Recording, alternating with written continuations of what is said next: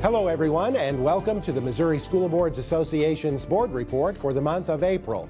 We thank you for the opportunity to share some news and information during a few minutes of your board meeting. We begin with a look at the State Board of Education's new plan to support and intervene in struggling school districts. The State Board of Education adopted the plan at its March meeting in Jefferson City.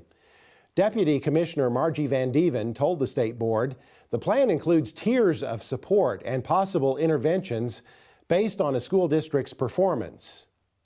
The higher performing the district is, the less intervention the state will be providing. And in a sense, we'll stay out of your hair. We think they're doing great things. Why should we be interfering? And so continue on.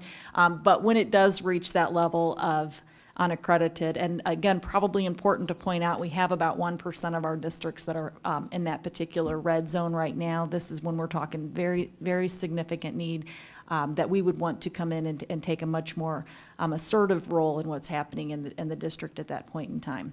Van Dieven said if performance begins to slip, support and then intervention are implemented to help prevent districts from becoming provisionally accredited or unaccredited.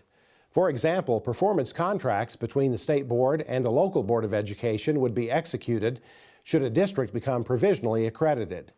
Under the plan, local school boards of unaccredited districts could remain in place, a special administrative board could be installed, or an alternative governance structure may be created. State Board of Education member Joe Driscoll said the plan is designed to allow the Department of Elementary and Secondary Education to play an active role in supporting struggling school districts.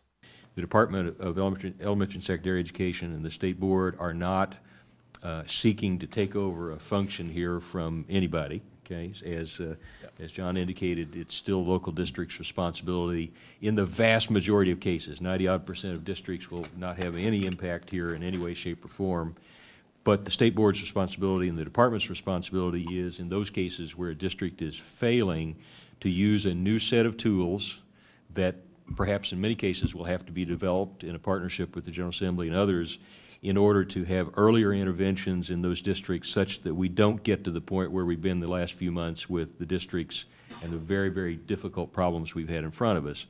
A number of organizations, including MSBA, submitted ideas for the plan. MSBA's proposal included the performance contract concept. School districts throughout Missouri are now eligible to receive additional reimbursement for certain Medicaid-related services thanks to a change advocated by MSBA. Effective December 23, 2013, school districts billing Mo Health Net for direct services under Medicaid will no longer have payments denied because the child has other insurance coverage in addition to Mo Health Net. The head of MSBA's Medicaid Consortium, Dr. Kim Ratcliffe, was one of the primary advocates for the change, and she says it's been one of the most frequent reasons that Mo Health Net has denied payment of claims to school districts in the past. We found that it was the most frequent reason for denial of claims being submitted that simply were not paid on. And so there was, we thought, a fairly high percentage. I don't know exactly what it was, but we thought it was in excess of 25% of the claims submitted were denied because of this. And so now those claims will not be denied. So districts that are billing for reimbursement on services, medical services delivered to children under IEPs, are going to find that they're going to get a higher percentage of that revenue back. This decision will result in additional revenue for school districts in filing claims for any of the Mo Health Net approved services, including speech-language therapy, occupational therapy, physical therapy, private duty nursing, personal care attendant, audiology, or behavioral health services.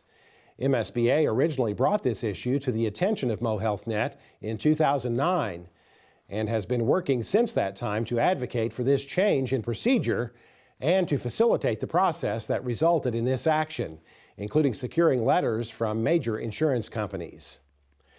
Well, there are just a few weeks left in the current session of the Missouri General Assembly, and it's critical for you to stay in touch with your state representatives and senators.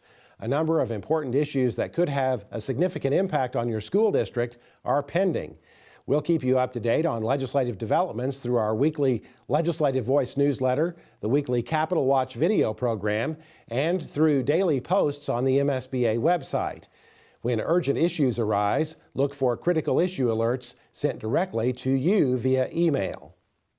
There's still time to register for the MSBA Spring Regional Meeting in your area. Those meetings will be held in April and May and are especially important this year since you will be electing your region's representative to the MSBA Board of Directors and your Regional Executive Committee chair under MSBA's new governing structure. The meetings also will feature presentations from districts in your region on successful programs and practices. Visit the MSBA website for registration information on the Spring Regional Meeting in your area. Also, be sure to mark your calendar now for the MSBA Leadership Summit to be held June 6th and 7th in Osage Beach. That's it for this month's edition of the MSBA Board Report. Thanks for allowing us to have some time at your board meeting, and so long from Columbia.